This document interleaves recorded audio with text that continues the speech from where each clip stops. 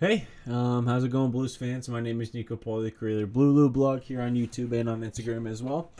And I'm just gonna hit you with a little rumor mill video going around right now. There's been word on the street, and I don't think anything is 100% confirmed. And I honestly wouldn't run and take it so far, but this is a good clickbait type video to get a couple of good views. So why not just run with it, right?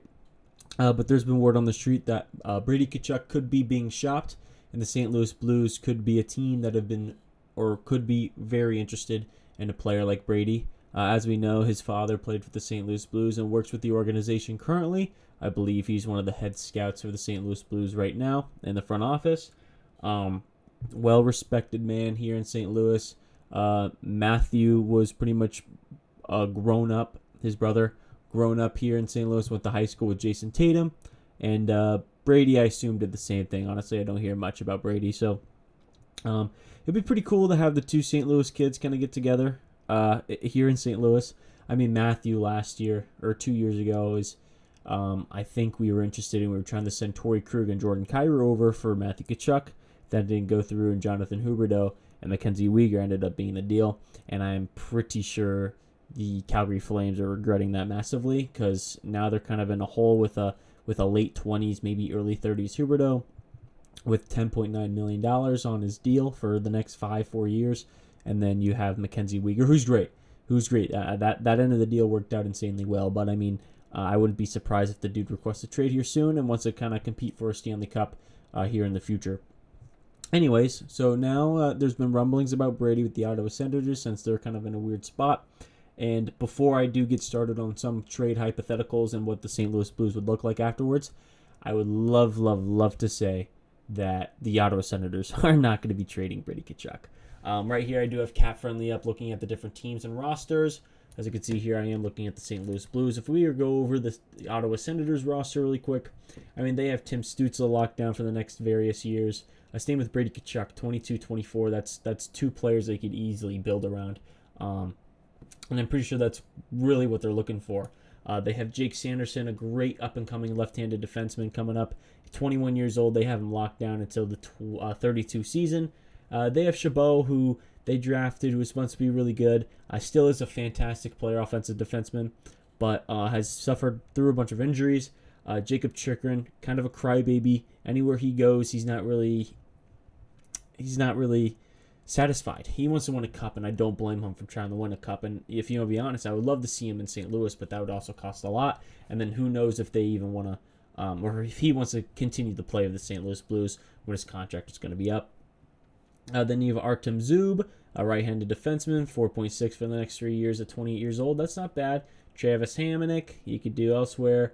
Jacob Bernard Docker, he could go elsewhere. And then Eric Brandstrom, a solid young two-way D guy, who I believe is actually really big. If I were to take a peek at this dude really quick, for tell me his size. Oh, never mind. I'm thinking of someone else. 5'10". Never mind. That's my bad. But yeah, when I look at this Ottawa Senators team, I see a lot of St. Louis Blues. I mean, you have two young stars that you're building around. It's Tim Stützle and Brady Tkachuk. If you want to be honest, I do view Robert Thomas as better than both these guys. That might be a hot take over Brady Tkachuk, but Robert Thomas is just a really dynamic two-way center, huge in the NHL. Tim Stützle is more of a skill guy. I don't see him being too reliable on the D side. And then Brady Tkachuk is a great two-way winger, right? So I say the rankings between the four of them, I'd put Thomas, Tkachuk, Stützle, Kyrou being at the bottom. I do view the other three being a good chunk better than Jordan Kyrou. And that's nothing against Kyrou. I just think he still needs to work on his 200-foot game. And I really do appreciate him working on that. And for myself, I thought it was very visibly obvious that he was working on his defensive part of the game, which clearly put a dent in his offensive side of the game. But you know what? That's something he'll learn and get done. So, I mean, I also see Drake Batherson. You have Josh Norris down here, too, on injured reserve. He's such a young, good player, but always injured. Sucks to see. Shane Pinto, they need to re-sign. The only real big question mark for this squad is going to be goaltending. I mean, Corpusalo, not good. Not good. It sucks for the Ottawa Senators that they were stuck with Korpisalo. Good deal. I mean, $4 million for the next 4 years for right now. I mean, that's okay, but he's been no bueno. So I kind of set up a trade through Cap Friendly here, and I'm just curious what everyone is going to think, both Ottawa side and St. Louis side, because this is kind of my vision for the St. Louis Blues, and I think within the next 2 to 3 years, once Brady Tkachuk's contract is kind of going to be up, we could still probably pay him, have a few guys to extension, and have younger guys kind of step up and join the thing. So I did make this. It's called Rumor Mill. There is kind of like a GM type deal, so where you can do pretty much whatever you want. I have the salary cap set to what's supposed to be next year, $87.7 million. I come over the trade. You kind of come through, look at trades. I did Ottawa just because we're trading for Brady Tkachuk with this one. But here is the trade. The St. Louis Blues acquire Brady Tkachuk, and the St. Louis Blues send Joel Hofer, Jordan Kyrou, and the New York Rangers 2024 third-round pick. And as you can see, there's a couple free agent signings, but that's just placement fillers pretty much. So Brady Tkachuk, it's not gonna be cheap. I don't think Jordan Kyrou 1-for-1 is going to be enough for it, and I think the Ottawa Senators would look for a goaltender. Luckily, we do have Jordan Binnington, who's playing some of the best hockey of his career, and Joel Hofer right now is still young. I think he's got plenty of stuff to fix up, and I think he's going to be such a great NHL in the future. So for both sides, I see this working just to fill in roles, too, for the St. Louis Blues as well, because I think, no offense to Jordan Kyrou, I love the kid, but I do think he's replaceable from the near future. So Brady Tkachuk kind of fills that left wing role on the top side with Robert Thomas, who are very, very familiar with the two good friends. I mean, Thomas stayed with the Tkachuks, and Brady and Matthew both went to playoff games for Robert Thomas during their cup run and partied with Robert Thomas too. So great friends. The chemistry will be there. And Brady Tkachuk, a little bit bigger. He's got some size to him. If I pull up his stats right here, 81 games played, 37 goals, 37 assists, 74 points. He's 24 years old, 6'4", 225 pounds, a big little boy, absolute grinder. Birthplace, Scottsdale, Arizona, happens to be I'm right there right now. And a former 4th overall pick in the 2018 draft. Brady, like we know, a grinder, loves to get in there, and I think it'd be great for the St. Louis Blues to kind of send whatever, because maybe regular season it's not going to be hot, but once Brady reaches playoffs, he's going to be just like his brother. And I have no doubt in my brain about that, because his brother is a Conn Smythe favorite for the Florida Panthers right now. I'd say I'd put Barkov above him, but I just feel like the team in playoffs with him on the ice shifts massively, and I could see the same thing with Brady just being that little shit, terrorizing anyone on the opposing team. And so that's why I'm semi-okay with giving up Joel Hofer, and I'll kind of explain a little bit more. I feel like the third-round pick is just a little bit of icing on the cake. A third-round pick, you can get probably a solid, maybe third, the fourth line, role player, or maybe like a bottom 6 D pairing too. So, I mean, there's some, I do view some good value in this trade for both sides, clearly. So, that's my trade. Let me know what you guys think about that trade. And then moving on, I will show you guys the roster I have built for the St. Louis Blues. So, I do have the first line being Robert Thomas, Pavel Buchnevich, Brady Tkachuk. With this line, I do think Robert Thomas will break 100 points, and Brady Tkachuk will have more than 40 goals in a season, and Pavel Buchnevich will probably break the point per game again and probably have around 82 points. Same with Brady Tkachuk. I think this first line would be absolutely dynamic through Pavel Buchnevich's high Q, Robert Thomas's, one of the best passers in the league, and Brady just, he's a grinder. He could pretty much, I feel like, score from anywhere. I mean, he's got a nice little shot, some good hands, not afraid to go in the dirt, and that's completely okay. Then comes the second line, and this is going to be a little bit of an iffy, but I do view this as kind of like the end-of-year second line. So we do have Jake Neighbors on the left-hand side. Jake Neighbors, beauty. Same with Brady, just a younger version, pretty much. Big boy. He's tough. He loves to get after. He loves to get in the dirt, score the goals from there. Dalibor Dvorsky, great shot. Smart player. 200-foot game to him. I could totally see him being a second-line center by the end of the season. Now, at the start, I would put Braden Shen in that center spot and maybe Dvorsky on that third or fourth line wing spot just to get accumulated to the NHL, because it's a completely different game from the OHL. And that's bearing the fact he makes the roster come the season. On the right-hand side, I do have Zachary Bolduc, who I thought played absolutely lights out in the final 10-game stretch of the season.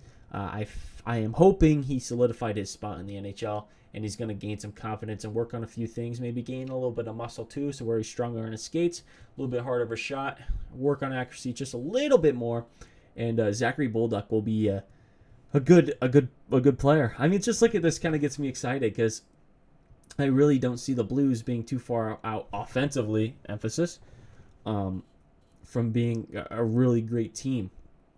The question mark just comes down later. Then the third line, I love Brandon Saad. This deal at $4.5 million, I think for Saad is so good because he's so clutch. He comes into those clutch moments. I mean, it's just like, one of those third line role players that have great goals and come up big in certain moments. That's huge. Not a lot of teams have that, and Brandon Saad has that gene in him. He's got that dog in him, baby. And then Kevin Hayes. I don't know how long Kevin Hayes is going to be around. I wouldn't be against extending him potentially if he wants to play a wing spot on the fourth line role for the St. Louis Blues later, just because Oskar Sundqvist has injury issues. But Kevin Hayes is okay for a third line center. I think I view him more as a fourth line center right now, but like Hazy, great for puck possession. I mean, he could hold on to that puck. It's just I feel like his teammates were struggling to get open. He spent a lot of time with Brandon Saad, who's okay. He's more of like a standstill type and shoot. He's got a great shot on him, really accurate, can find those corners and find the holes in a goalie. But like the other wing was Kapanen, and Kapanen, I love the kid. I love Kapanen so much. I think he's got so much skill, and with the right team, he could be so good. I would not be surprised if the Colorado Avalanche, if they need a depth role like that, like a third or fourth liner, they go over Kasperi Kapanen because he's good. Trust me, he's good. But he clearly didn't work out with us, so that's why I have Braden Shen playing on the right-hand side on the wing on the third line. And I could see this being an okay third line. Braden Shen still has some energy to him and some grit as well. He's not afraid to fight for his teammates. He's a captain of the St. Louis Blues. I think he should stick around for the rest of his career, to be honest, because I don't know what Stanley Cup champions will stick around forever from the St. Louis Blues from 2019, which is coming up soon, the 5-year anniversary, which is crazy to think about. But yeah, Shen, I think I still view him as a great player. He could still pop maybe 15-plus goals in the National Hockey League at a regular basis for the next couple years. 20 maybe, but that's kind of pushing it. And I could hopefully see him around 40 to 60, 45 to 55 points in a season from him, hopefully. Then the fourth line comes the little tank engine, Alexei Toropchenko. Excuse me. Blues fans really familiar with Toropchenko's game. The dude's a grinder. He's got an engine, and he never runs out of gas.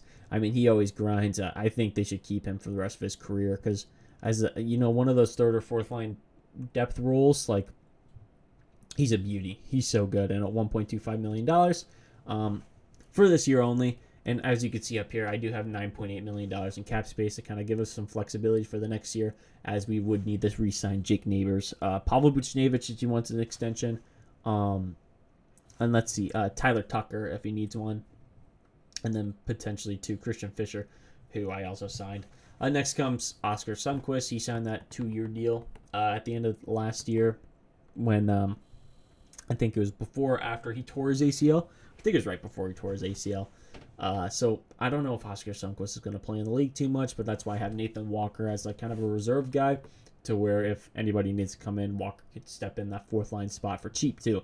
Walker's got an engine like Toropchenko too. Production isn't quite really there, but I feel like with Christian Fischer on that right wing side who is signed, I think this would be a good deal. He gets a $50,000 bonus in the National Hockey League for just 1 year, kind of a prove-it deal. And then he's still young, I think 27, 28 years old. So if he kind of has a nice little bounce up and maybe he could take over a third line spot or maybe come up to be a second line spot if there's injuries, I can see it happening. So Christian Fischer, big body grinder. Watched him here in Arizona as I was a Coyotes fan, which is my second favorite team. Rest in peace. And I thought he was a really good role player who had a big body. Could potentially be a PKer who you can see on the right-hand side of the screen. Is going to be on the PK one with Braden Shen. So there's the offense right there. I feel like down the line it's going to be good. And you also got to keep in mind we do have Jimmy Snuggerud, who's not going to be on here.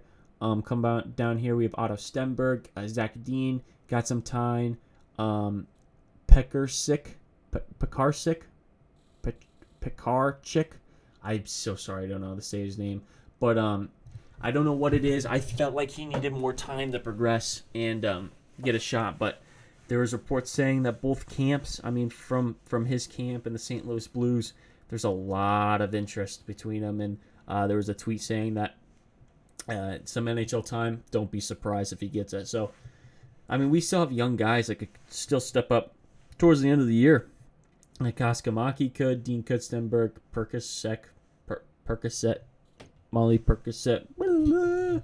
I mean, Simone Robinson was a third-round pick. He's got a rocket of a shot. And then even in D2, I mean, we have Leo Loof, Buschinger, wherever he is, I put him, and then Theo Lindstein, too. I mean, there's some good prospects coming up for the St. Louis Blues that could be solid role players. And then, obviously, with Jimmy Snuggerud, who's not on here, could make a big difference down the line. So it kind of gets me excited. On defense, I do have Torrey Krug, Justin Falk. This is going to be D pairing number 2. Don't listen how it's number 1. I just didn't feel like flipping him over. So that's D pair number 2. D pair we're really familiar with, and I think we're just going to have to wait out this D pair for a little bit longer. But I do feel like one of the two is going to be moved within the next couple years. And then we have Nick Leddy and Colt Parayko. This is our number 1 pairing, and I felt like this last year they did a pretty good job. Nick Leddy was okay. I felt like he was really 50-50, but I felt like he did good playing first pairing minutes when he's not really a first pairing guy. And then Colt Parayko I felt like was outstanding. Led the league in block shots. Absolutely fantastic. Then that third pairing we go a little bit younger. I do have Tyler Tucker. I did not re-sign Scott Perunovich. And then I also do have Matthew Kessel, who I do believe deserves a roster spot in the NHL. And then I also re-signed Callie Rose into a 1-year deal, just because I felt like he was a really good depth D guy when he was playing for the Blues, and then we kind of just didn't touch him again. It's just weird. And then for goaltenders, we do have Jordan Bennington, and as a backup, Casey DeSmith for 1 year at $1.85 million just for that 1 year. For goaltending, I wouldn't be too stressed about Jordan Bennington, and I think Casey DeSmith will do the job. I see maybe around a 900 save percentage, and maybe the 10, 15, 20 games, that he plays. But this is pretty much just setting up Vadim Zarenko, who had a little bit of a rough year, but he was one of the better prospects, and it was kind of a big question mark a couple years ago. Who's going to be the better prospect, Zarenko or Hofer? So I do think Zarenko could potentially step up to the plate and still do something. Excuse me. Out of there also is Will Cranley and Colton Ellis, who had a great AHL year last year. So, I mean, that's kind of like my view of the St. Louis Blues for the future. I mean, tons of cap space to be really flexible, and also options to probably, hopefully, trade Torrey Krug or Justin Falk and maybe get a little something else. Maybe we could do a package deal for Jacob Chicken if we really want him. Kind of bolster our D end instead of a Justin Falk for a little bit cheaper for 1 year, but then obviously we pay him a little bit more the next. But it's not too bad. I also do have the stats for Jordan Kyrou up here. So, I mean, 67 points in 82 games played, 74 points in 81 games played. Not too far off between the two, right? But just because Brady's a little bit younger, 2 years younger, I just felt like Brady's got a little bit more value, including his size and what he's already proven. Jordan Kyrou, I feel like, is still trying to figure some stuff out, trying to figure out his whole entire game. We already know how great he is offensively. Defensively, he's still working on it.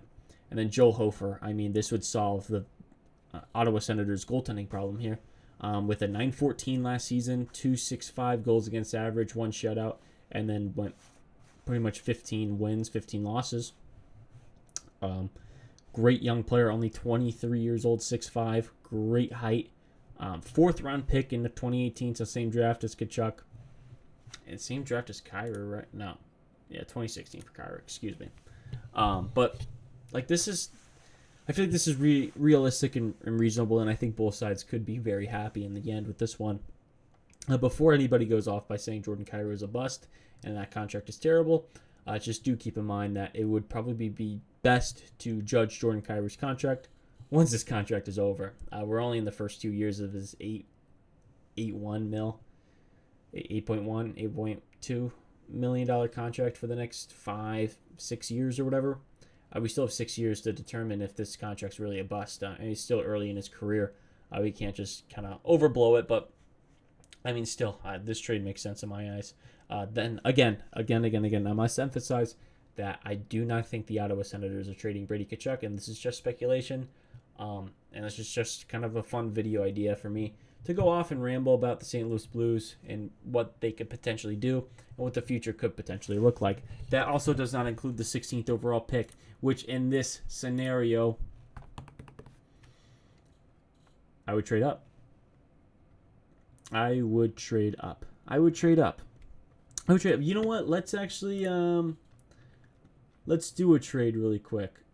Let's go to who's got like the 10th, or maybe we could do Seattle. Because I really want a D. This D is filled with, or this draft is filled with great defensemen. Fantastic defensemen coming up. I mean, you got Silyev, you have Levshinov, you have Parek, Dickinson, Yakimchuk. One more I'm missing, I feel like. Silyev, Parek, Yakimchuk, Levshinov, Dickinson. Wait, let's go in order. Levshinov, Silyev, Dickinson, Parek. Why am I missing one more? I know Yakimchuk is up there. I'm missing one more, and it's really bothering me. But I'm really interested in Dickinson. So if I were just to include click draft pick, I would love to. Oh, okay, it's down there. Never mind. And say we send our first in 2 seconds to move up. This is only going to be about 8 spots, which is huge to be traded in top 10. But I mean, if we were to do this, then boom, we have the 8th overall pick, and I personally feel like there's a good chance that one of the D guys will be there. Let me just really quickly go over top 5 2024 defenseman NHL draft. Levshinov, Silyev, Booyam. Oh, thank you, Zeev Booyam. That is the one I was forgetting. If Booyam, listen, if Sam Dickinson, Booyam, Silyev are available, pull the trigger, trade up, St. Louis. Please pull the trigger. I mean, that left-hand side, you could replace, this could be Colton Parayko's maybe future partner in the next couple years. I mean, Silyev, he's like a 6'7" monster. Good in his own end. I don't think Parayko would be the best partner, but as a second pairing guy, perfection. Then you have Z Booyam. This is, I feel like, the perfect partner for Parayko. He's got some good size, pretty alright skater, great hands, good shot, good IQ offensively, great offensive defenseman, and he's able to move around pretty good as well. So Booyam I like, and I think he'd be a great first pairing D guy. And Sam Dickinson, honestly, is my number one, behind Levshinov. But Dickinson, two-way bomb of a shot. That'd be awesome. Imagine Parayko and Dickinson on each side, and they're just sending clap bombs. They're piss missiles. So, I mean, Parek is also there, but I'm not really interested in potentially a Scott Perunovich upgrade. Not too interested in that, to be honest. I'm looking for more defensive help with size. I mean, we look at the D pairings right now who are having success. Like, look at Dallas. Their D pairings are pretty tall. They're huge. Edmonton, their defense is weak. But, I mean, they're somewhat getting the job done with their offensive talent. The Rangers' defense kind of viewed as weak right now. But that's because they don't have size. And then Florida, feel like they have a little bit of size with Ekblad and OEL. Kulikov, I don't know if he's really big, to be honest.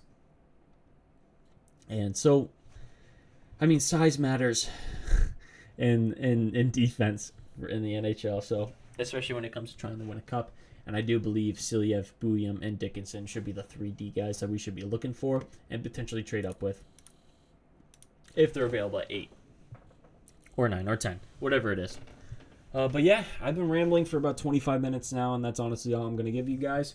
If you guys enjoyed the video, please like, subscribe, and let me know what you guys think. Ottawa fans, how do you feel about Brady Tkachuk being the rumor mill? I know that it's probably not going to happen, but what are your thoughts here? What are you thinking? How do you feel, right? Would this be a good trade for you?